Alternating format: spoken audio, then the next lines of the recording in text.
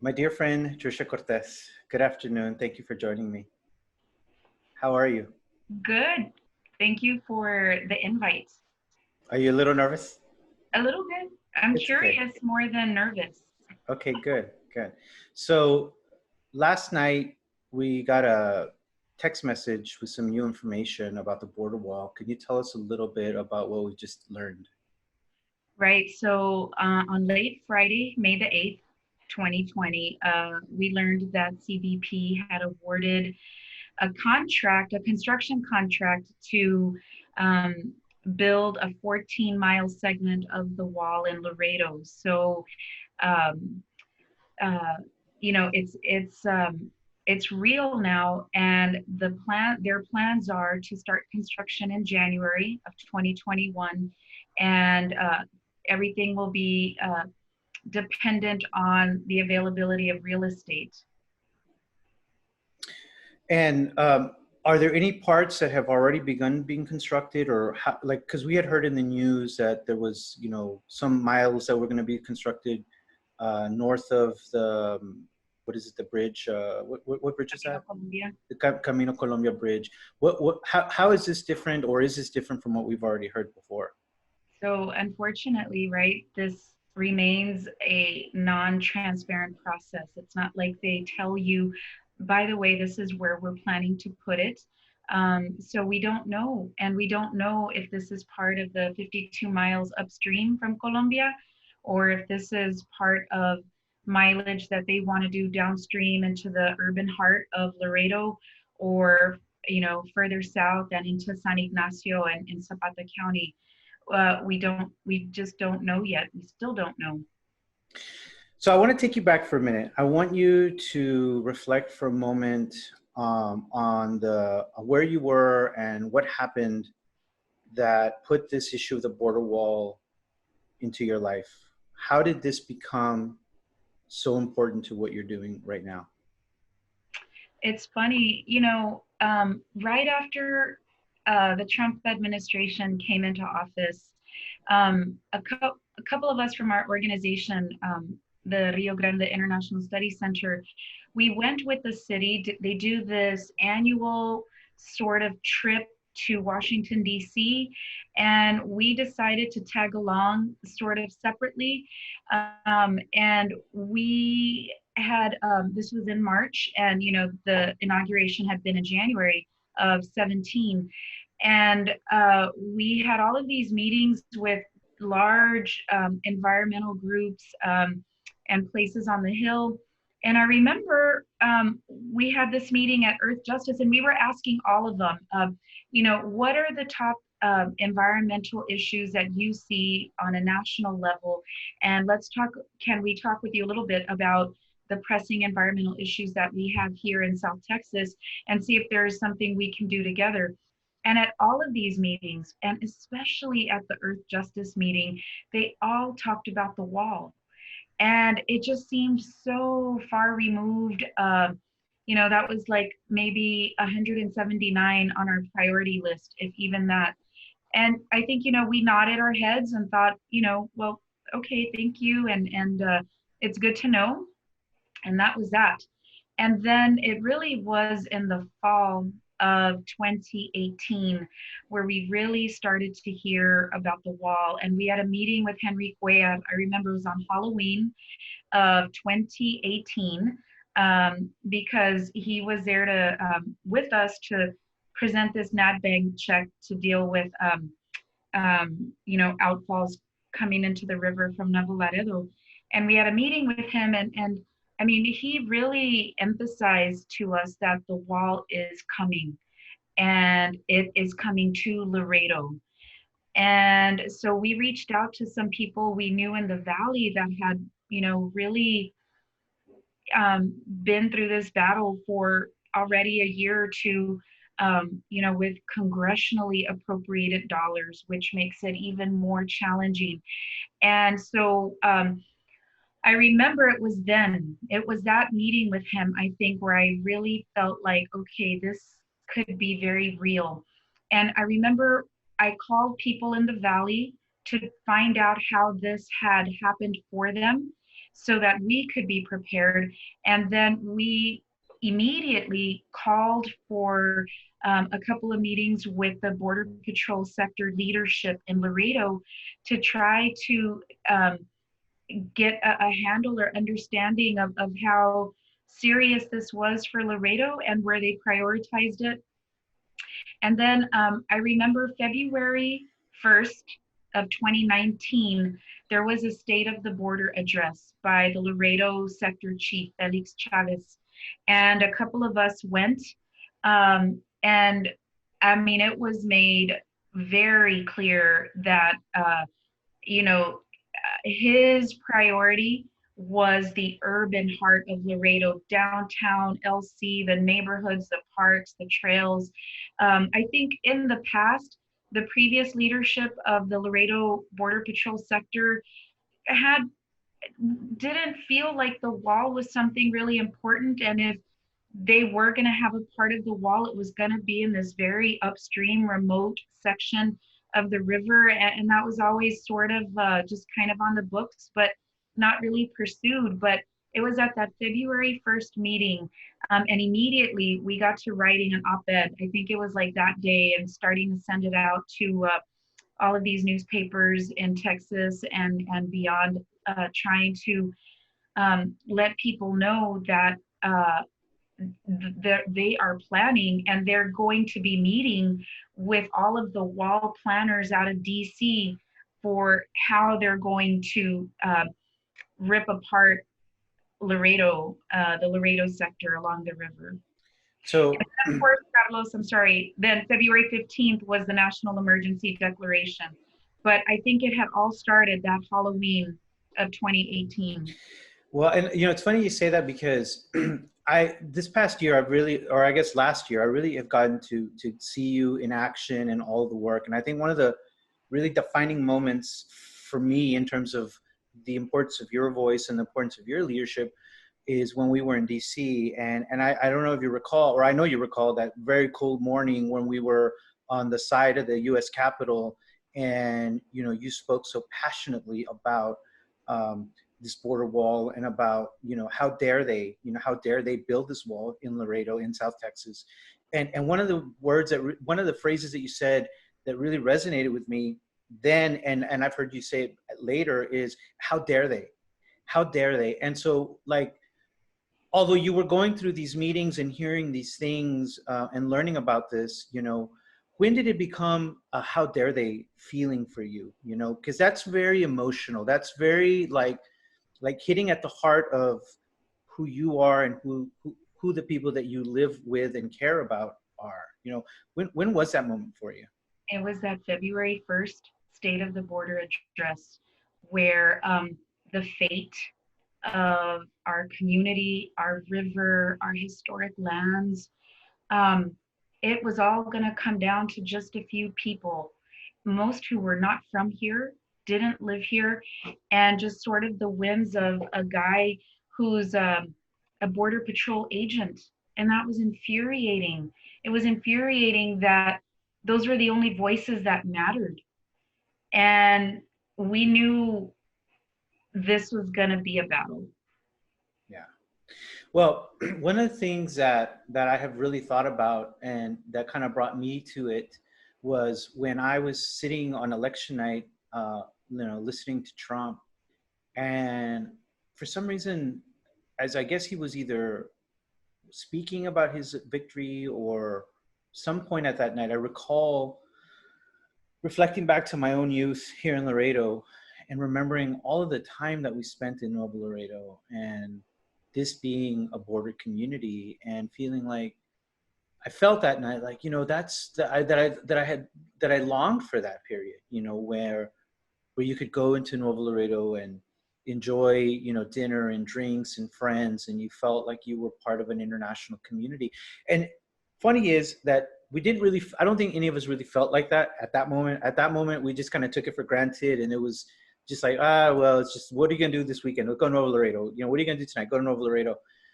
It's only later, after the violence on the border became so prominent, that we had to fundamentally change the way we lived and interacted with Nuevo Laredo and border, and this is something felt, I think, throughout border communities. So for me, it was like, how is it that the solution to the problem, which is, I'm not even really sure what the problem is, but the solution is a wall, when I feel that the solution has to lie in creating more stability in these other countries, or helping these other countries to have more stability, you know?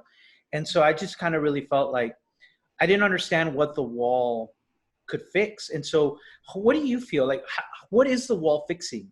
You know, is it fixing anything at all? Okay.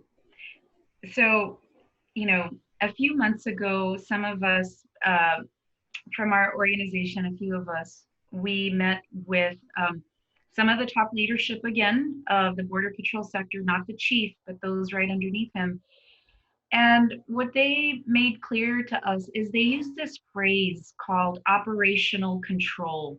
And that basically means, not one illegal gets through, right?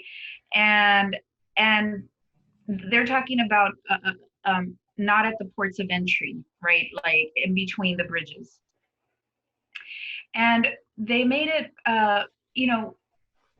they view the wall simply as just another tool because they cannot staff their ranks.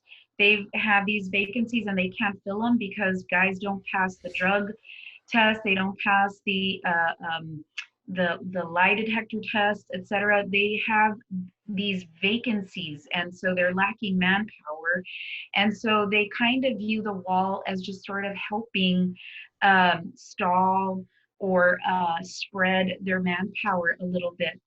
But I think, because so much political capital and now so much of our taxpayer money to deal with this issue of immigration and drugs is going toward something which, there's no studies that show that this works. And number two, we have to look at the overall pie chart, right?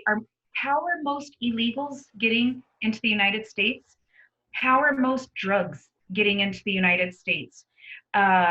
You have seaports, you have airports for drugs, you have the bridges, you have people overstaying their visas. So when you look at this pie chart and you look at the border, like our community and in between the bridges, which is what we're talking about, it's small. And this is where they're putting all the focus, right? All that esfuerzo and all that money is going on this really small piece of this big pie. And that makes no sense to me. I understand that politically and psychologically it might make sense because those are visuals that are very easy to grasp and see. And but to answer your question, I don't see how a wall is going to solve this big piece of the pie and this even small chunk of the pie where our community is involved, and how it's going to fix that. I don't see that.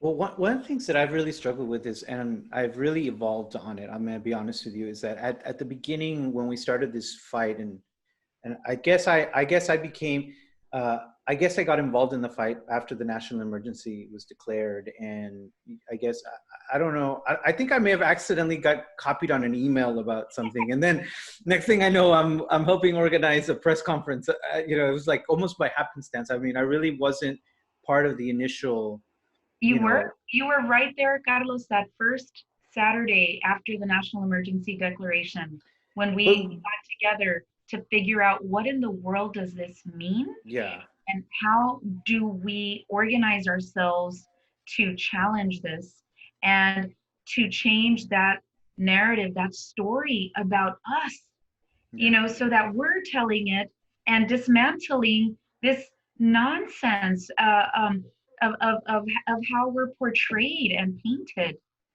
Well, I do agree with that. But I think like you guys were working on some early drafts of some kind of statement you wanted the city to make, and I think you just kind of going back and forth, and then I think someone just asked me, hey, can you proofread this? And then I proofread it. And then next thing we were at a press conference and we were working on it. And let me tell you, it's been the adventure of my life. It's been amazing. Have you ever read Ernest Hemingway's The Sun Also Rises? Not that one. Okay, Not. well, so The Sun Also Rises is a novel about his early days in Spain and France with F. Scott Fitzgerald and Ezra Pound and all of these writers.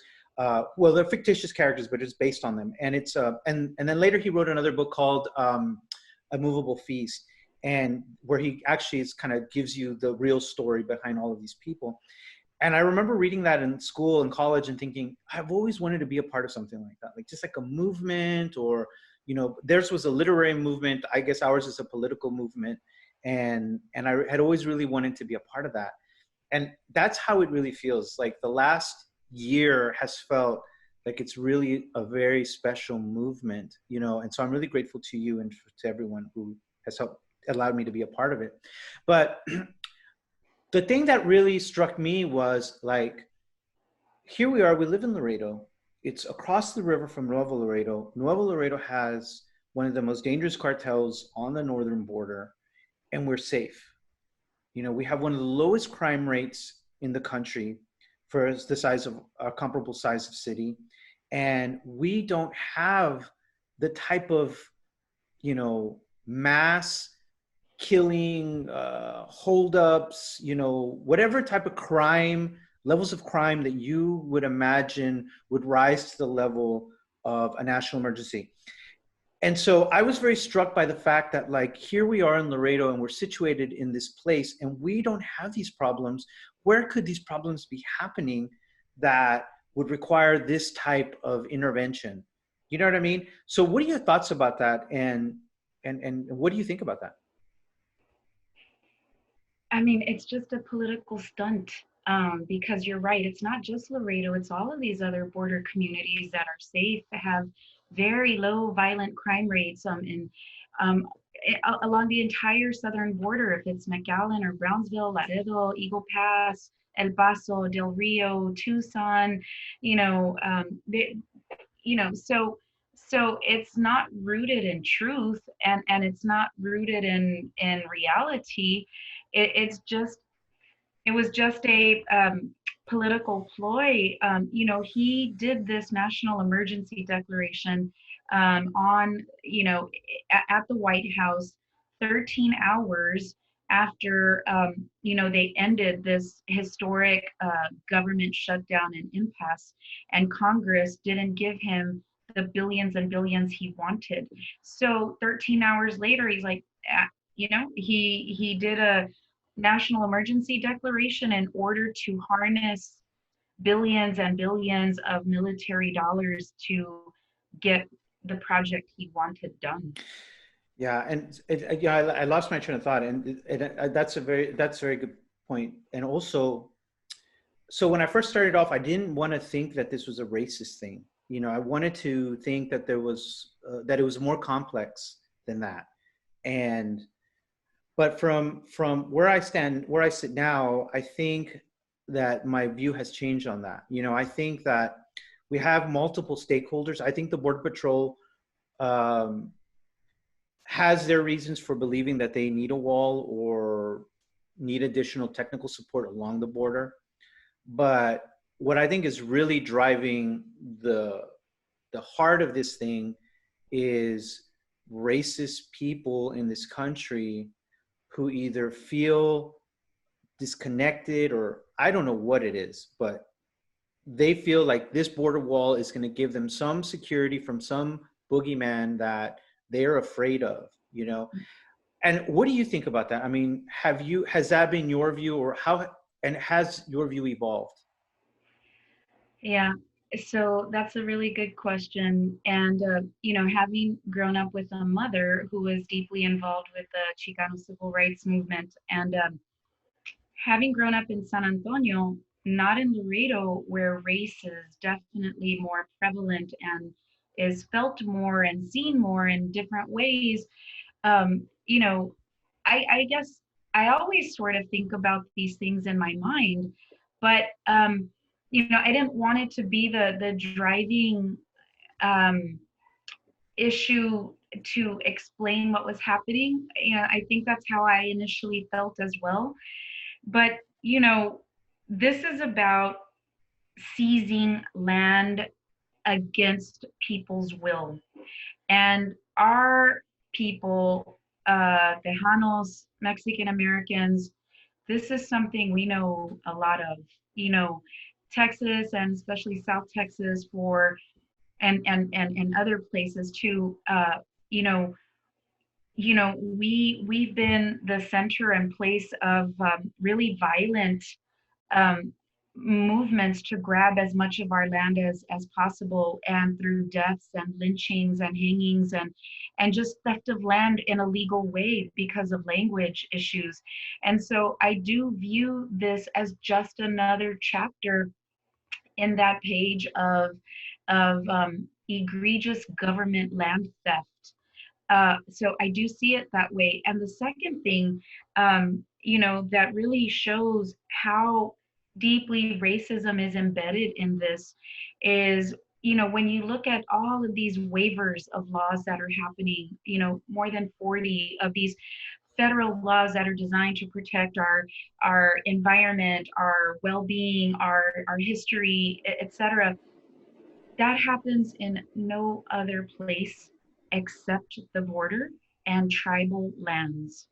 It's not going to happen in North Texas, in the northern part of the United States, places that have issues with immigration or drugs coming in. It's just not. It's going to happen in these places that are um, you know, overwhelmingly brown, and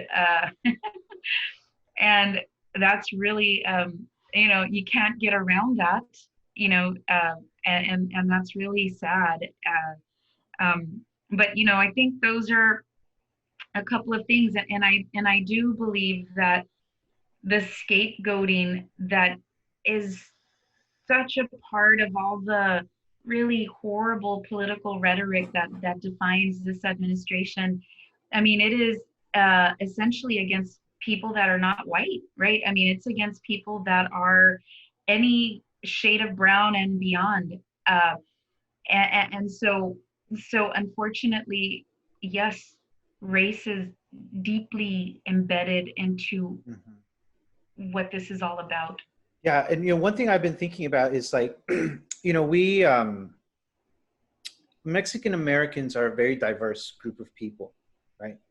Um, you can even take the cultural differences between, let's say, the Rio Grande Valley, which we call the RGV, and Laredo, Texas. They have a different history from our history. Their history is one in which there was, white landowners who they didn't really fully integrate with, and had to face a lot of these racist lines as part of their history. Same for San Antonio, same for El Paso. Laredo has kind of been this little universe where that didn't happen as clearly, and there was more of an intermixing between the white settlers who came to this area and the native people that were here, and so I think for a lot of Laredoans, they've never really had to grow up. Uh, those that like have basically lived in Laredo most of their life, like they've never grown up being a minority, right? Um, and so within the groups of Mexican Americans, you have, from one end you've got the pachucos and the working class Mexican Americans. On the other end, you have professional Mexican Americans, who are fully assimilated. They speak English in the office and amongst their friends, but when they go home to visit their grandmother, they speak Spanish, and everything in between, right? It's like a full spectrum of people that could possibly exist. And so I kind of think that there's probably some truth to that also when we think about the people who voted for Trump. I think that there is different people who voted for Trump for different reasons. I don't think everyone who voted for Trump is necessarily racist. And I think that if we want to have a sophisticated conversation about these issues, about the border wall, national security, politics, we have to move away from sweeping statements and more towards like understanding each other and the reality of it.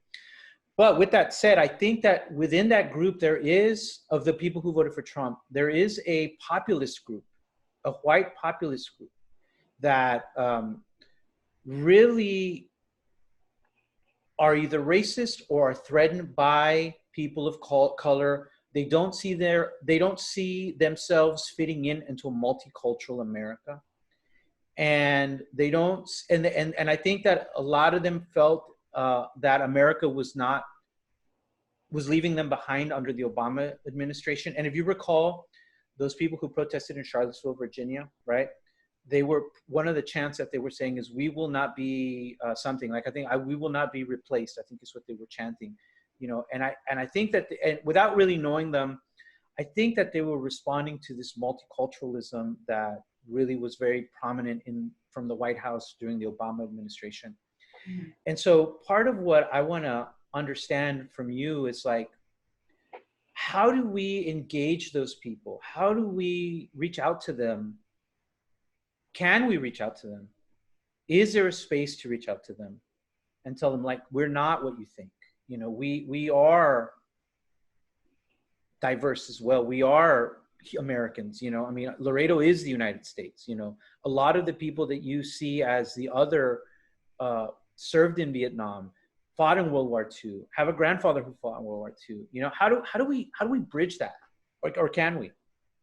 I mean, I guess it's probably good to think about people that you know of personally that are like that, and imagine you having a one-on-one conversation with them, or even people in your own family, right, that maybe lean very right. And, you know, in terms of talking about, um, you know, about the wall and about just being open-minded, or not so virulently against people, you know, that are, you know, that might be Hispanic, or, you know, recently arrived, or first generation, right? I mean, so think about, I guess, you know, you have to think about conversations you may already have had, or those people you know, and the way that they talk and the way that they think. And you know, and I think you know, just in my experience, like from within my family and then beyond, you know, I think some of these people either uh you know, they maybe they're sort of lukewarm about the wall, and there's things about it they don't like, but they just really believe that the leader of this administration is going to support the particular issues that they like and feel deeply about. And so therefore, you know, whatever's said about the wall or whatever's just going to be okay. And then I think you have another segment of people, right, that are all about law and order. And you come into this country the right way, and you know, we need to you know stop drugs from coming in. And I mean, I think these are people where I wish, but it doesn't work, right? Where you could show them like data and show that, well, you know what? Most immigrants and most drugs are not coming across the river. Yes, there is some, and there's always been smuggling across the border for, you know, I don't know, a couple of hundred years, and that's always happened. But I wish there were a way for them to see and understand that pie chart, right? That you know, the border is not this a wild west place, and this rough and tumble place where anything goes, and you have all these bad hombres here just kind of rushing the river Yeah. and coming in with bundles. I wish that they could really understand and see that. And I'm speaking very specifically, right, about the wall itself. Um, you know, so, but as far as the broader question of how do you get people to be more open in their thoughts of having a more multicultural America. And I mean, I think that's been a struggle of the United States since its founding. Yeah. I don't see that problem going away. And I think, unfortunately, I do think there will always be some kind of segment in the US that is just not going to accept that. Yeah. But then there's a lot of the grayer area, right? These other people maybe that could be you could have discussions with and have them listen to and hear other points of view and stories. You and I have a lot of things in common, and one of them is that we both grew up with parents who were Chicano activists. So I want to ask you a little bit about your mom and like what were the things that she did and what were the things that were important to her when she was involved in the Chicano movement? My mom was born in 1940 in San Antonio, downtown. Um, I mean, extreme poverty. Her mother went off to become a migrant worker, and her brother was a migrant worker too, and she grew up really understanding Jim Crow laws the way that they were in San Antonio. For there were signs where Mexicans weren't allowed, where you couldn't cross certain Main Street, you couldn't go to certain schools, buy certain houses, go into swimming pools, restaurants, theaters. I mean, same things that African Americans suffered. Our people did too. Brutally, and so she grew up really with that kind of framework of mind. She grew up in that kind of world, and she became a nurse. She was an LVN, and I don't really know why or how she got involved with the movement, but she did. And I mean, she did the marches.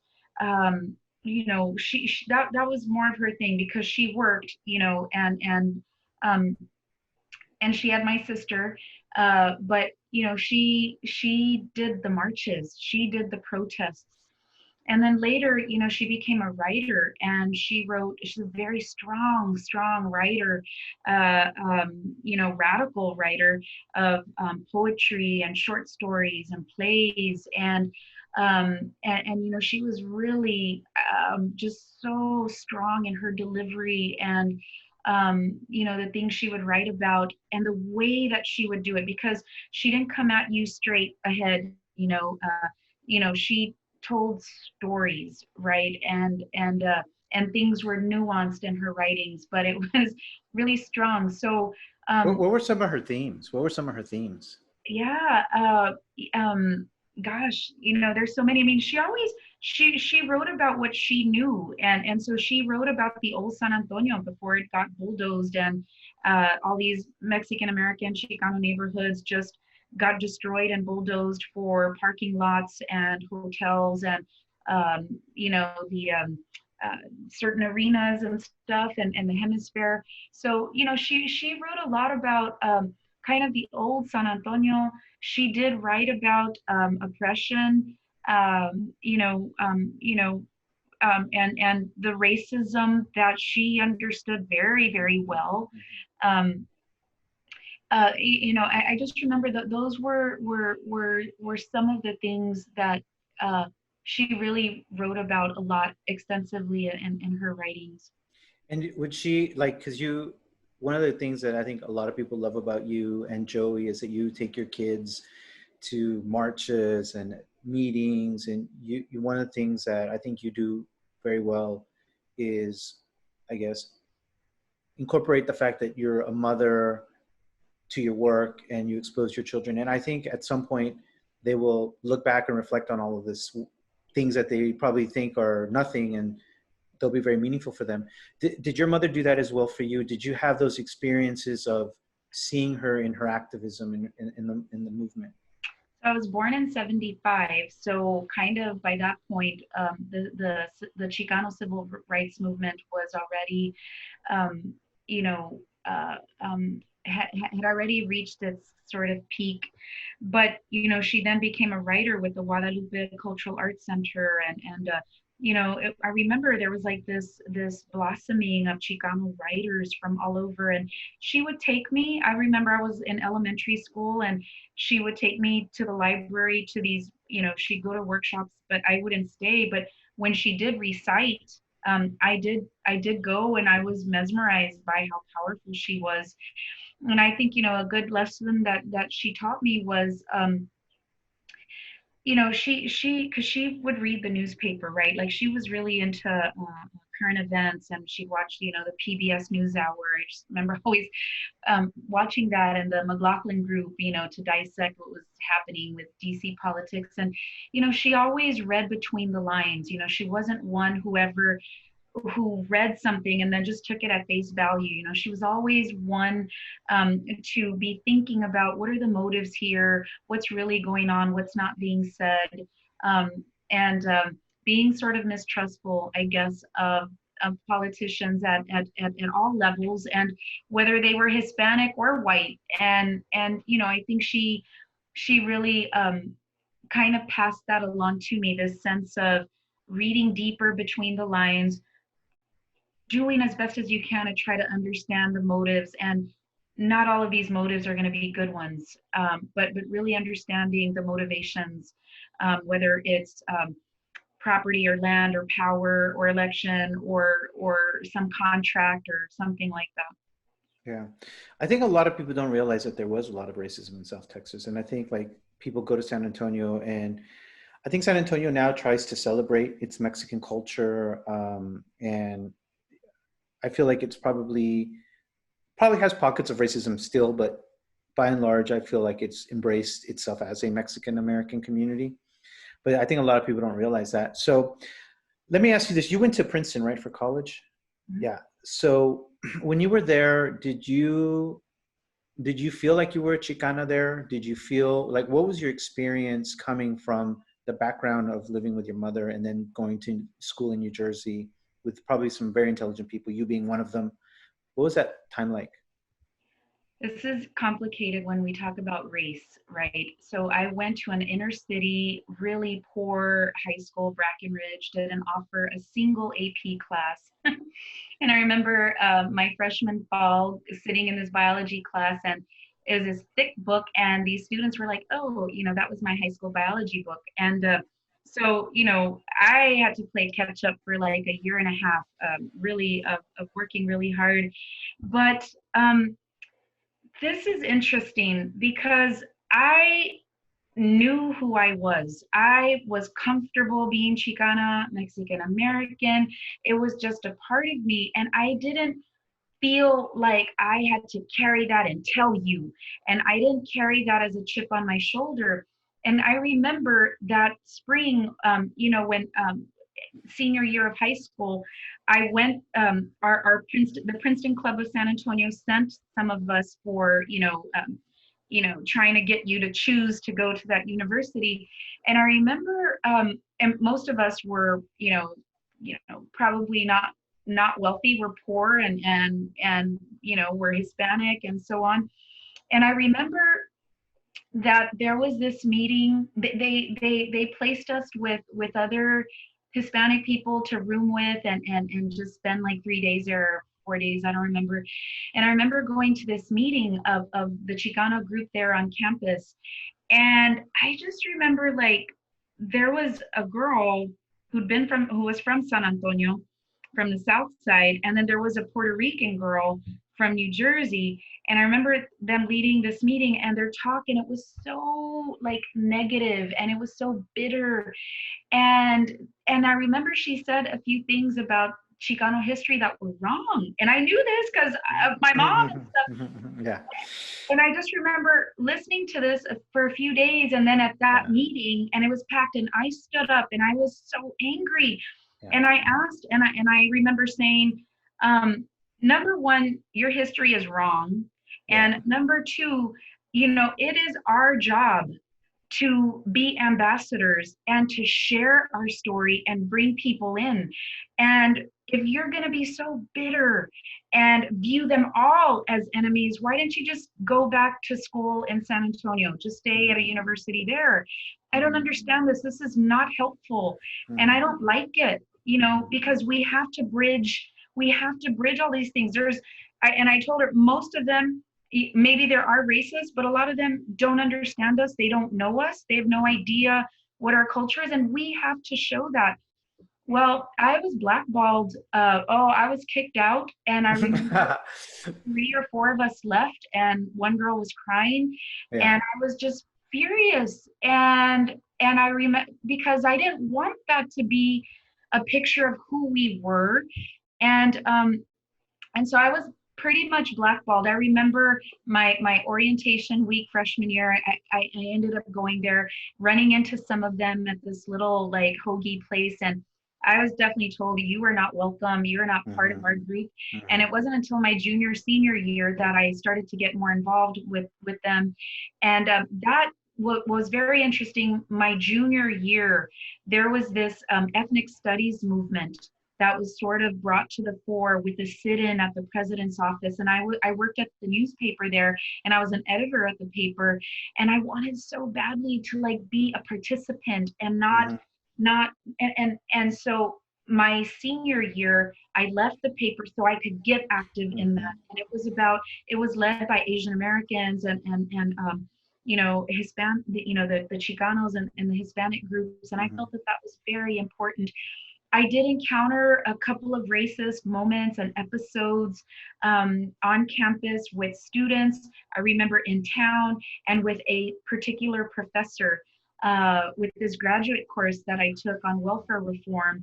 And so those were very vivid memories for me. But by and large, I really, and after having gone through Princeton for 4 years, and it took me a few years to make my peace with it in certain ways.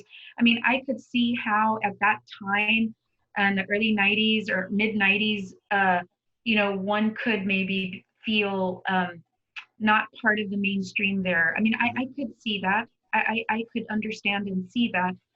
But still, I've always felt that we as a people and as a culture, it is our job to teach others about who we are and celebrate and feel proud of who we are, and not always carry the anger. I mean, it has to be there because it's been so painful, so much of our past, and so much injustice, and but we have to use that in making things right.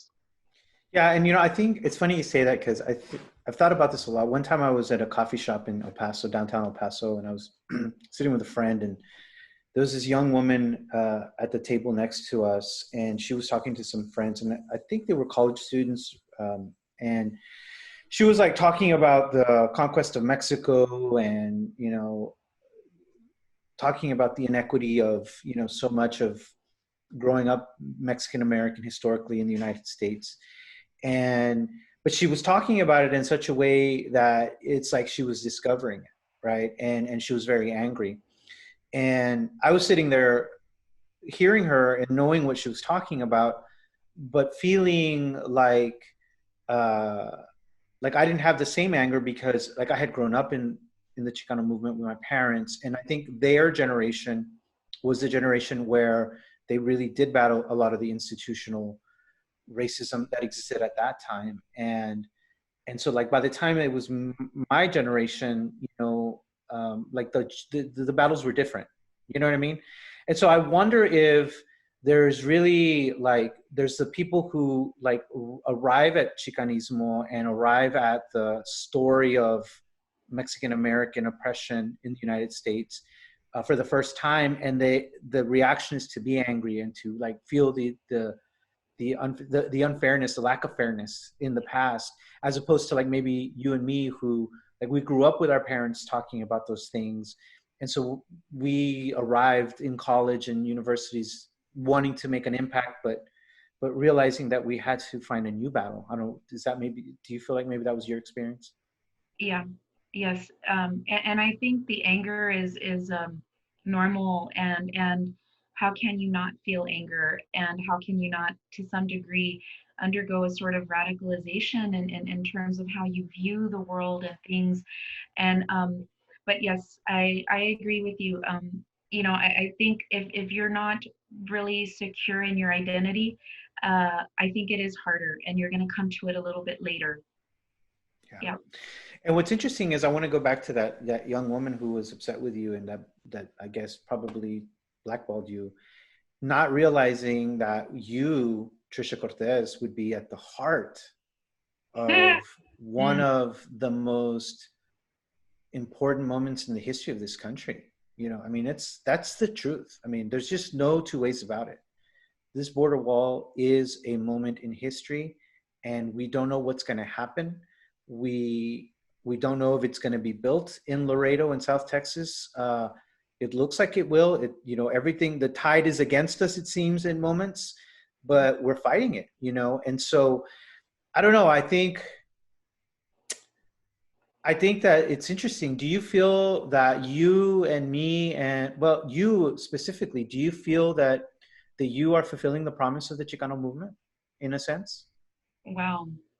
I mean, I've not thought of it that way. I do think about how I see this fitting in within the greater story of our people and our the borderlands and Texas and so I do see this as it's just another it's just another iteration or chapter of that sort of cruelty and meanness of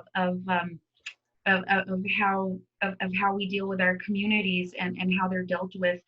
But I haven't thought of it so deeply like that, Carlos. You know, I mean, I I do understand the urgency of it all, right? I mean, I understand this is the moment, and the election's going to be here in November.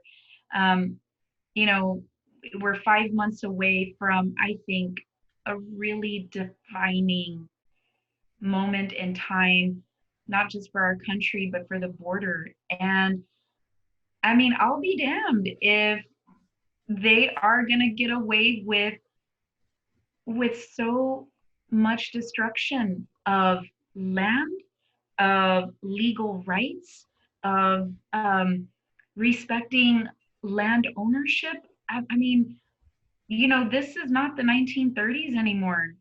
You know, I mean, you're a product of the Chicano civil rights history, all these people in our coalition all along the border. And, you know, this is going to be, I mean, I think a tremendous battle and fight that we have to win because of what's at stake and because of what it means and you know I think of the big picture, right? I think of like what presidents will be able to get away with because of their political base or political whims and how you know they feel that they can just um, you know stomp all over any part of the country that does not want this, you know, because today it's Laredo.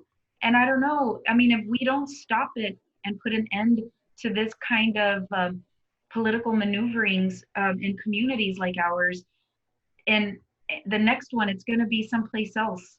It may not be the border, you know, it may be, I don't know, Michigan, it may be North Carolina, it may be New York. And so, I mean, I think we really, I mean, this is like the moment, Carlos, where so much of our country's political future and the future of our people lie in waiting, and it's. I really feel that urgency. Yeah. How do you, I mean, it's very moving to think about it, but like, I can just imagine your mother marching, you know, in San Antonio, going to these rallies, fighting, you know, to try to have some justice for these communities that were being uprooted because, you know, they were Mexican and they were poor, and, you know, we needed, San Antonio needed a new parking lot or needed, you know, whatever.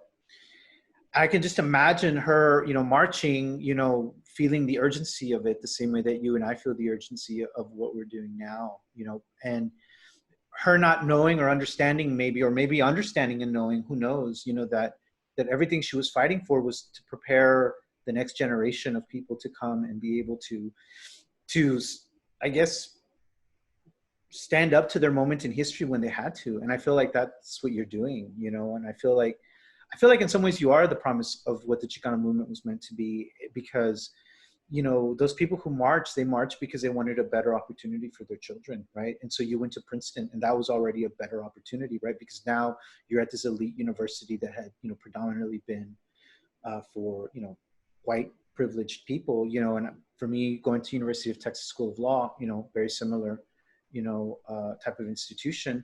And I think you and I both, I don't think you and I entered this because of that. I don't think you and I set out to be Chicano, the next generation of Chicano activists. I think quite the contrary. I mean, I know you studied journalism, and I know you became a journalist, and kind of like, what was that? Like, what led you to that? Why were you trying to be a journalist, and how did you get to Laredo? Okay, so I started writing in college because one of my roommates was doing it, and I thought that'd be neat if I had a byline and I sent that to my mom. She'd feel proud. Yeah. But after I left college, I was not going to be a reporter. It sucked up so much of my time in school. I was like, no way. And I majored in public policy, so I thought I would go some other kind of route like that. But I ended up in DC right after school, and I worked for a Japanese newspaper, and I would go to the daily White House briefings and briefings on the Hill and at think tanks, and I'd be given assignments to research whatever. And and then I was sent to Peru, to Lima, Peru, for 3.5 months, because these guerrillas had taken over the Japanese ambassador's residence, right? These sort of left-wing guerrillas. And at that time in college, what I didn't really understand, and it took me getting, and in DC I didn't understand it, but in Peru I did. Two things really made a lot of sense for me, and that was this clash of civilization, right? This European and indigenous, because you see it in Lima. But the other thing that really stood out for me and made a mark for me was really understanding like neoliberal economics. And I mean, that was the trend. And it was something that sort of was being taught at school, and I would rebel against it, but I didn't understand why or what it was. And I was reading these books. When I went to Lima, I understood that. I understood that these people did not have a say in their own country's direction and autonomy with trade, with all these things. And that really uh, really was a defining moment for me. But then I went back to DC, and then I went back to San Antonio. I liked music. I was doing music, and to get by, I had to work. So I remember working for a councilman at City Hall, and I did legal research at a law firm. And but I would do sort of freelance pieces for La Prensa or for the Express News. And I moved to Laredo almost 20 years ago. It was in 2001, and I didn't know the border. I didn't understand. I didn't know the border. I thought 2 hours away from San Antonio. I mean, it'll be just like San Antonio. Mm-hmm. And but at that time, I remember Tony Sanchez was running for governor, and I thought, a Mexican American like could become governor of this state. And I remember the drug wars were really starting to heat up across.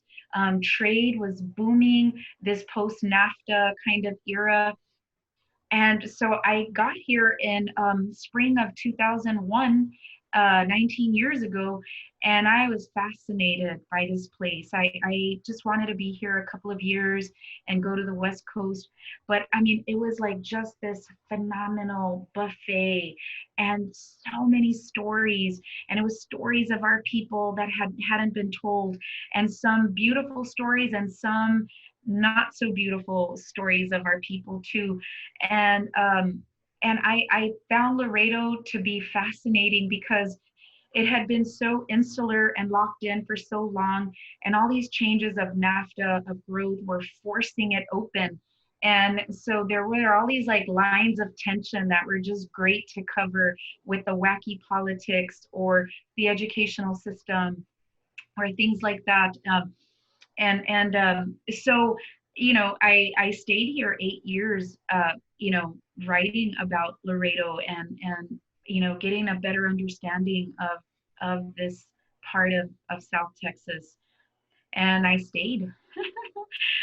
I just think this is a fascinating place. I really Do, do. do you feel like you were destined to be here because of this moment that we're going through now, or do you think it's just happenstance? Hmm. I haven't thought about it like that. I hadn't thought about it like that, because I've been, now this is 10 years now that I've been with Risk, the environmental nonprofit, never thinking I would work for a nonprofit, ever. And uh but I just feel that the work is so meaningful and critical and affects everybody. And the environmental movement, I mean, it's all about these struggles that my mom and your dad and your mom know so well, and that's, you're going up against powerful interests. And so how do you do it, and how do you do it to where the little guy or the environment doesn't get crushed, right? How do you be that voice, and how do you be that person to wedge yourself in and say, wait a minute, and try to lessen terrible impacts, number one. But number two, one thing I've learned in these last 10 years, it's not just about that, right?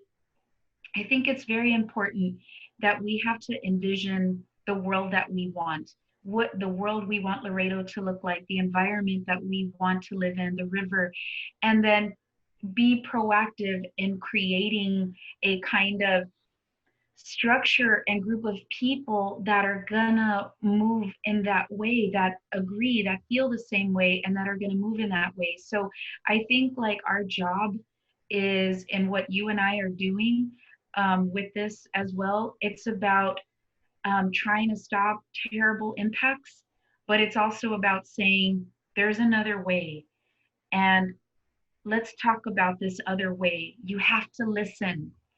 You have to listen, because there's many that believe this too.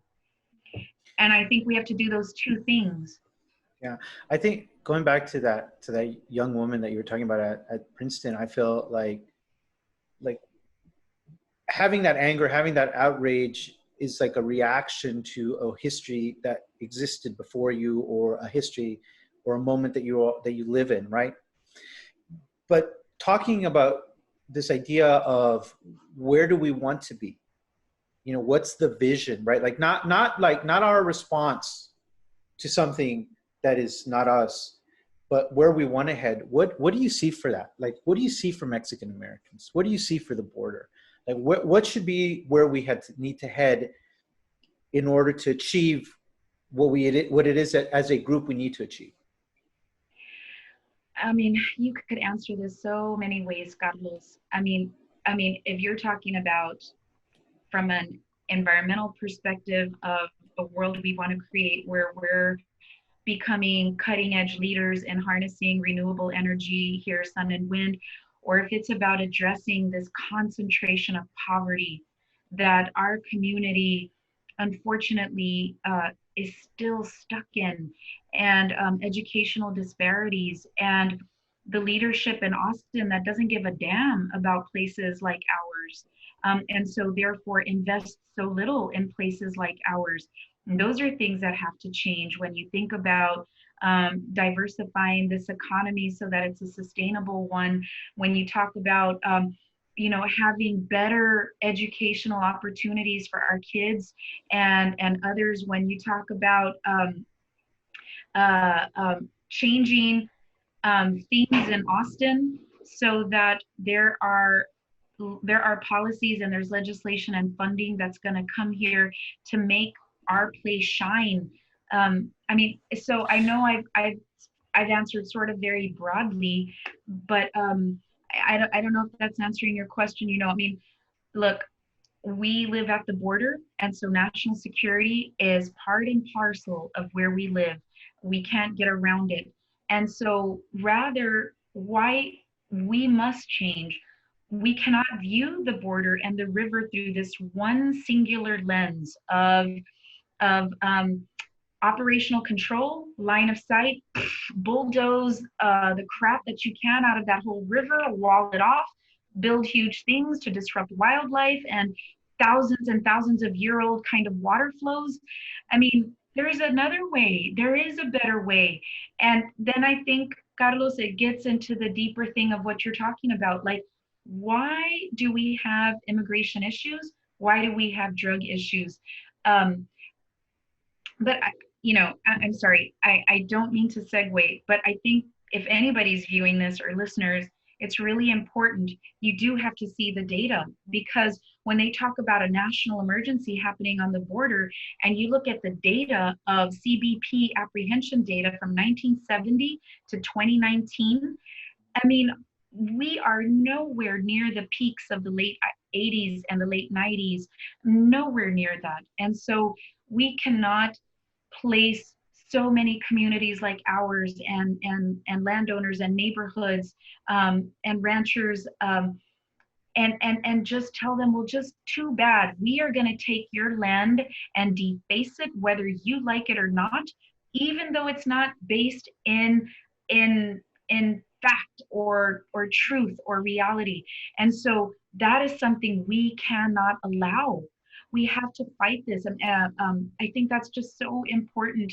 Uh, and it gets to the heart of many other things. So hearing what you're saying, has your experience in Laredo, ground zero of this border fight, been mass buy-in by this community to fight this wall?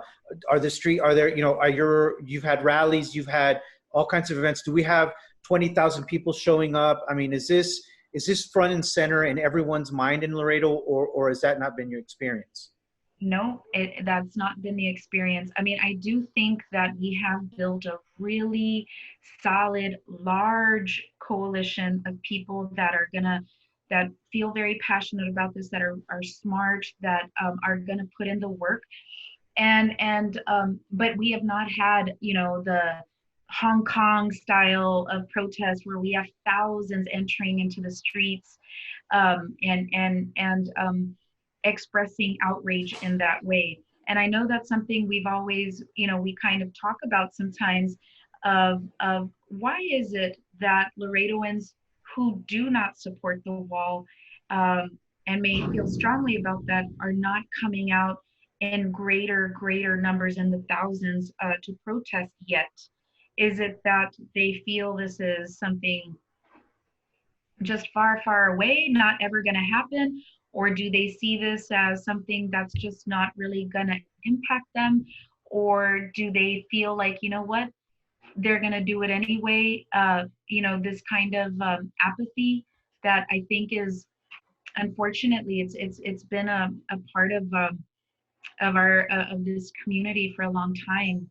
Well, Because and go ahead. I'm sorry. So yeah, so we haven't seen the buy-in that we thought well, not that we thought we would see, because I think we've always, at least I personally always felt like Laredo is a place that does not have a long history of political engagement. That doesn't mean to say that there's never been any, because there has been, but by and large, Laredo has not had that, I think, in my view.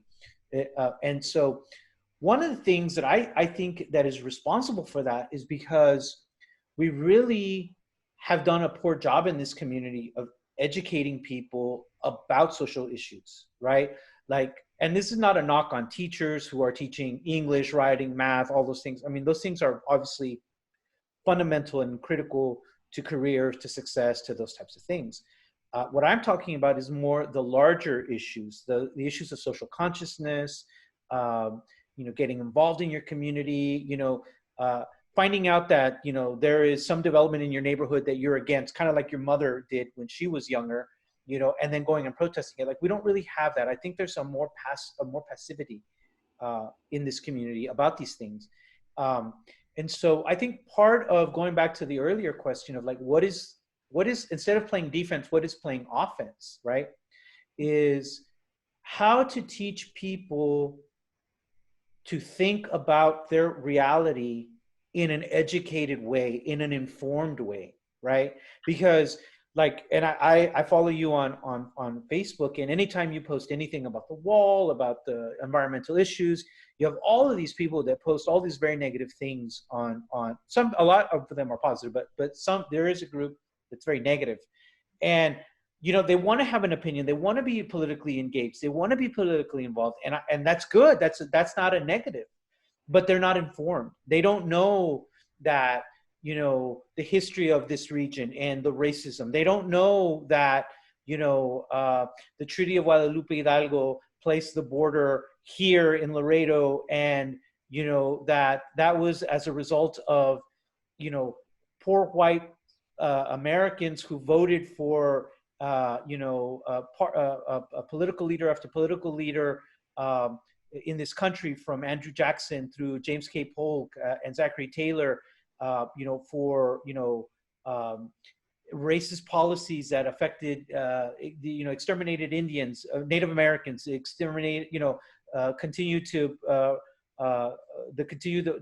slavery, and then ultimately resulted in invasion of Mexico, which led to the signing of the Treaty of Guadalupe Hidalgo, and they don't realize that shortly after that, most political leaders didn't know what to do with the Mexican Americans who had stayed on this side of the border, because those were Mexicans before the signing of that treaty, and they don't realize, and they don't, land. Huh? No, they didn't know. Yeah, they wanted the land, but they didn't know what to do with the citizens that were here. They didn't know whether to make them citizens, not to make them citizens. They didn't see them as part of the history.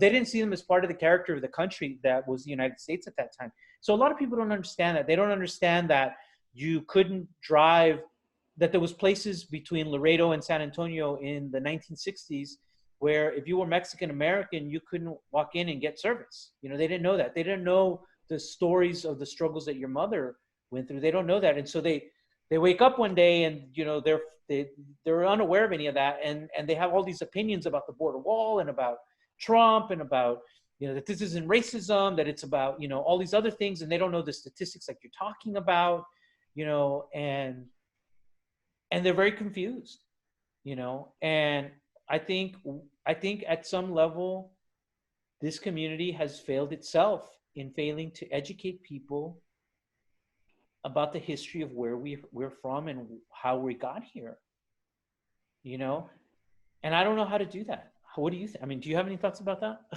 That's the $10 million question, right? Yeah. I mean, I think we saw it with the MLK Day march, right? That we did, the I Have a Dream, No Border Wall march this past January, trying to work with the school districts, and then they just shut it down quickly at the slightest peep of opposition from folks in the community.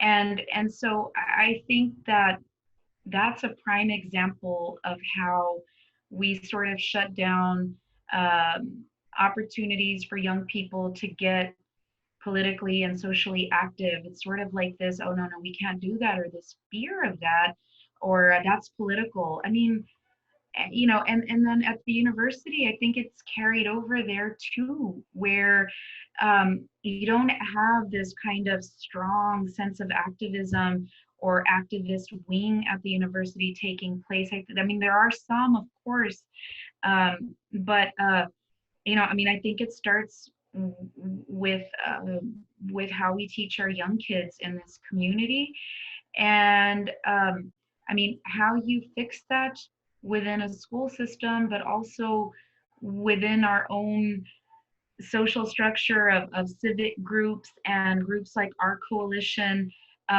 I see this changing in Laredo, though, Carlos. I do see these bright lights, bright spots popping up more and more in Laredo of people willing to be, activists and voice their opinions and take on causes. And maybe it will happen here, but just a lot more slowly. Mm-hmm. Yeah, and I think that part of the issue for me anyway, I'm speaking personally here, is that it's not, I don't think the solution is to indoctrinate people into particular view, right? Because when you do that, then that's part of the problem, right? Part of the problem is giving people a pre-manufactured, like, this is what you need to think. And I feel like a lot of that is happening in this country right now, especially on both the right and the left, to be quite honest. I think what we want to do is advocate for teaching people how to think, how to question, and to not be afraid to get into dialogue, right? Like, in other words, I'm going to sit across the table from someone that I have a lot of assumptions about and may disagree with a lot of things with them about, but I'm not going to be afraid to engage them because I might learn something from them and they might learn something from me, you know. And too much, I think, in this country right now, it's like, you don't think this, you don't think that, you don't think this other thing. You're not a part of my group. Get out of here. I don't want to hear anything you have to say. You don't know. You don't know. You don't know. You know, it's like the other day, speaking of the MLK march, I ran into some people, some local people here who are progressive leaders in their in groups, and I mentioned to them, yeah, like our coalition, like, we're really laser focused on the border wall issue. We know that there's immigrant issues, there's, you know, a lot of issues that are subsets or interrelated to this issue. But as a group, as a coalition, like, we've really made it a point to laser focus on the border wall and try to build a broader coalition around this border wall issue. And the person that I said that to was like, oh, no, no, no, no, no, no, no. You can't exclude it from all of the other things. Like, it's got to be everything or nothing, right? And I understand why that person said that. I'm not faulting them for saying that. I understand why they're saying that, but I think that more, in order to really get to the solutions of the problems that we're facing, the environment, racism in this country, you know, like this African American jogger that was just shot like last week. I mean, this is horrific. I mean, it's just terrible. Um, you know, economic inequality. Educational. Yeah, educational inequality. I mean, just all of these different things. Like, it has to begin with saying, being comfortable to reach out to the other, you know. And let me ask you this question. And I don't know how much you want to get into it, but when we started our coalition early on, we got some pushback from the very fact that we wanted to be focused on results and not get mired in rhetoric. What did you think of that experience? And do you feel comfortable to talk about it? Um, I mean, I think we learned some really valuable lessons about how you build a coalition and, what the structure needs to be like and how do you involve voices. But I think we learned a lot and did made mistakes. And but I agree with you in that I think we're so strong now because we really learned that, and you were very much a part of this, Carlos, was really defining our goals. This is what we're going to stick with. We're not going to get caught up in this and this and this and this. I mean, it's just going to be this. And whatever events we're going to do, things we're going to write about, interviews we're going to give, we are going to stay focused on this. We have to.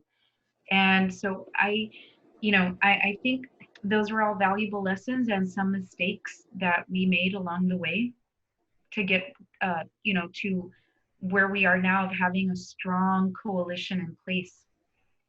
But I Yeah, don't, maybe I remember when in college, my senior year, remember those ethnic studies movements. And I remember there were debates between a sort of student groups on the right and then this kind of ethnic studies movement on the left. And we had these debates. And I don't know, maybe we need debates in Laredo, and maybe there need to be high school debates organized around this. Maybe there have to be I don't know, places where we bring both groups together so people can listen. I don't, because I do agree with you that there's just tunnel vision and it's this way or the highway. And yeah, we have to figure out how to get outside of that. Yeah, I do. I agree with that because in the end, like if we don't, it'll be more of the same. I mean, that's been the history of this country. Although I do know that there has been a lot of progress, right? I mean, I think there's moments in this country where you feel like, oh my God, we've really overcome these great obstacles of race and um, disparity. And then you have moments when you feel like, no, we're the same as it's always been. Like it's not gonna feel like it's not gonna change. And I feel like that's a moment we're in right now. Like I think for the first time in my life, I've actually really thought like, are we on the verge of another civil war? Are we on the verge of a race war? Because it feels like the country's so polarized right now, and I've never experienced that before, Trisha. And and I don't know if it's because I'm on the front line here with the border wall thing, and that's the perspective that I have, or what. But that's how I feel, and it's really sad because, like I look at you, I look at myself, I look at all the people that are in our coalition, and I know that if anyone in this country sat down with any of the people in our coalition and sat with them for just 10 minutes, and learned who they were and learned about their stories, they would find commonality with them, you know um, and there's just no way to do that. There's no way to sit them down and listen to them, and I feel like all of us are are blinded, or not all of us, but many people are blinded by their fears and their own emotional issues and their own preconceptions, and the consequences are going to be devastating if this border wall is built because of that. Right. you know and the national emergency to me is really the lack of mental health, access to mental health that we need in order to help people. The lack of you know public schools that really teach people to think, as opposed to just give them a career or a job or a vocation. You know what I mean? And I don't know how we fix that. Mm-hmm. You know, Yeah. but I wanted to kind of change gears a little bit and go back to your mom. When we're off camera, you kind of talked a little bit about what you think your mom gave you, and I want you to share that if you don't mind. So I want to say more than anything, despite all the, I mean, really uh, immense personal struggles my mom, went through, still, I think she really taught me to not be afraid. Um, and I think that that's critical if you want to be active in social change or in movements or advocacy work or activism or groups. You can't be afraid. And, it didn't matter if so and so was this, big wig president of the bank kind of guy. I mean, he's just he's a human being like you are too. And if you're armed with facts and you have to read, I think you have to be a reader to be a critical thinker in order to move forward with ideas and asks of others, and the powers that be as well. And so I think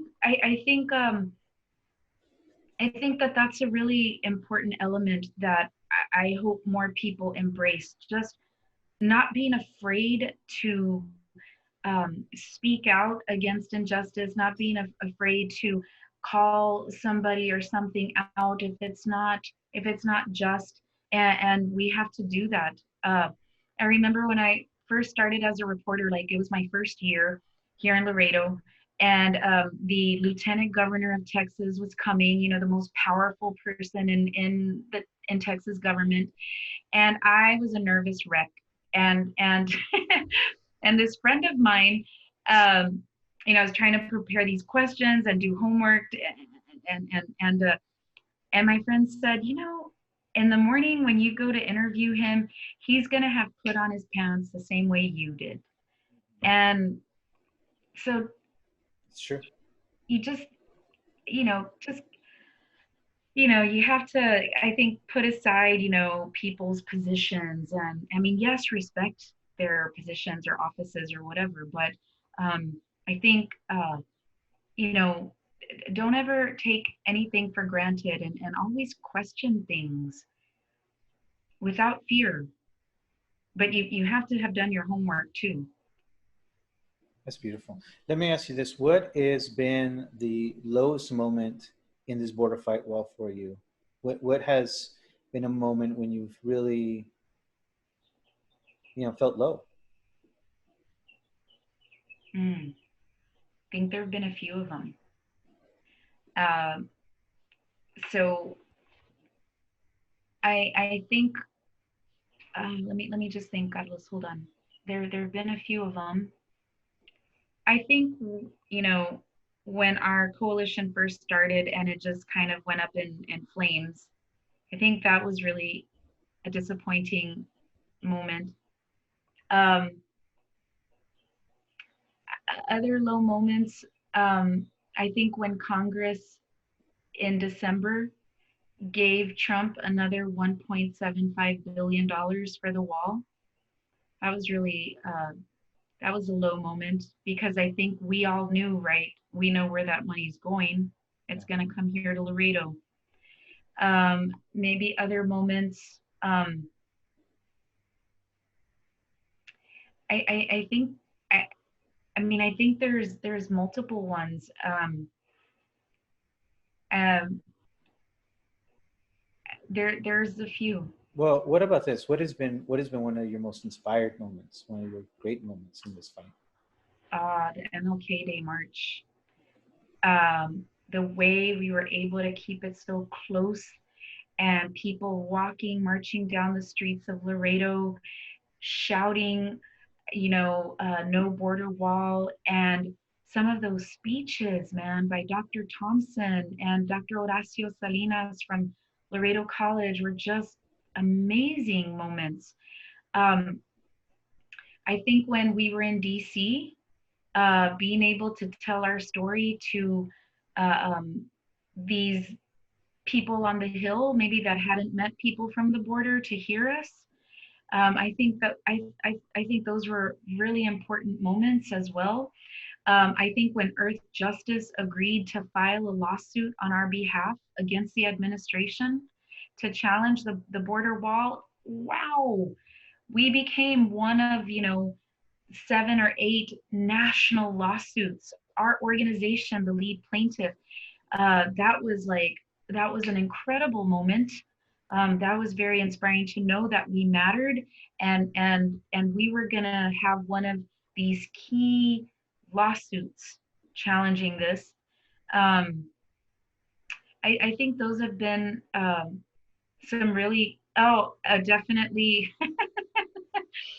yes, our direct action moment on the river when Nancy Pelosi, Henry Cuellar, all these dignitaries on Bridge 1 doing their abrazo ceremony, and how some of us got into kayaks, hoisted up our no border wall banners, and paddled on down the river to make sure they saw that. That was definitely a highlight.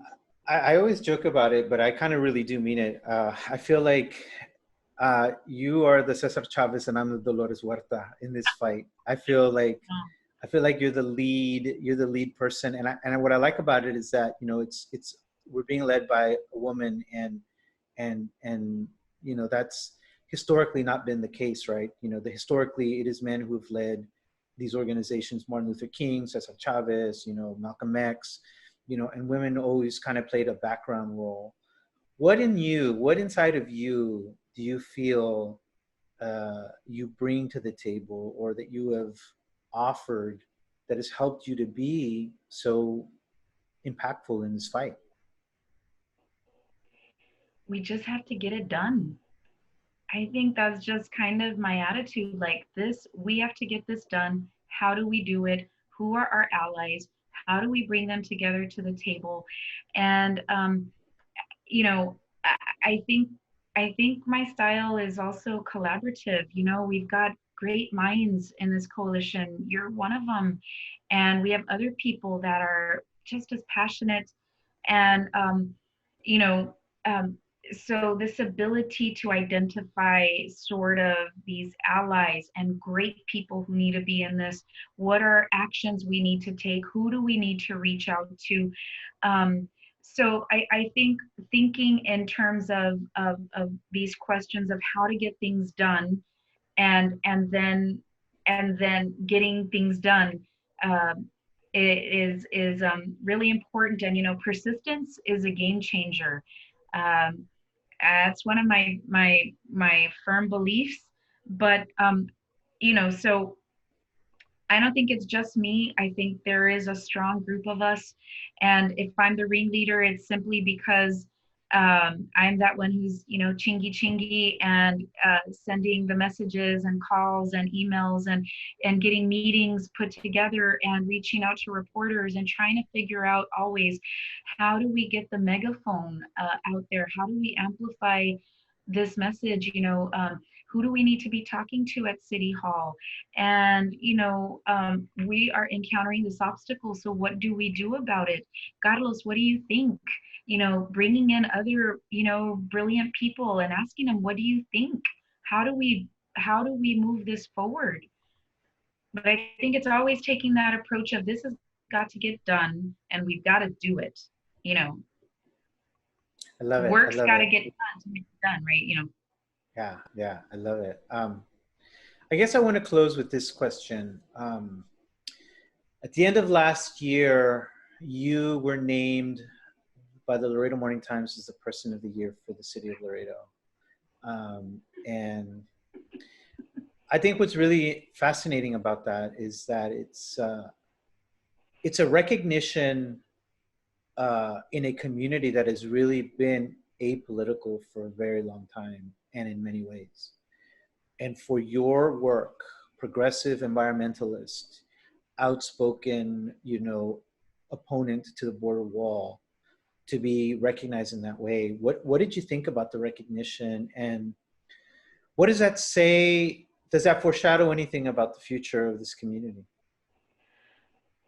I mean, so I was stunned to learn about this, but I knew that I was simply a representative of a group that has really come together and that is fighting for this. And we just happened to be at this moment, and we happened to seize this moment, and we happened to say, we're not going to let this moment go. We can't, because there's too much at stake for this city and this community. Um, and so I just felt that, I mean, I was deeply appreciative that they saw our hard work and what we were trying to do and what we were trying to accomplish. As much pushback as maybe we sometimes get from certain people in elected office here, or people of certain political views here, despite that, like, it's a bigger message, right? It's about, I mean, the beating heart of Laredo is that river that for decades has been neglected, forgotten, turned away from, not appreciated, generally speaking. And how everything rests on its health, and everything rests on what we do in and around it. And the wall is a big one, and the wall brings in all this other stuff of landowner rights, and the leaders of this community also saying, we don't want this. Why is this being forced down our throats and our necks, being forced down our throats? And so I just believe that, we have to take that recognition or that honor, and for just what it is, for being recognized, for being in this very timely battle right now, having seized it, and using that to keep moving forward, to keep getting things done. Yeah. Always brave, always humble. Tricia Cortez, thank you so much for taking the time to talk to me today. Thank Thank you, you. Carlos.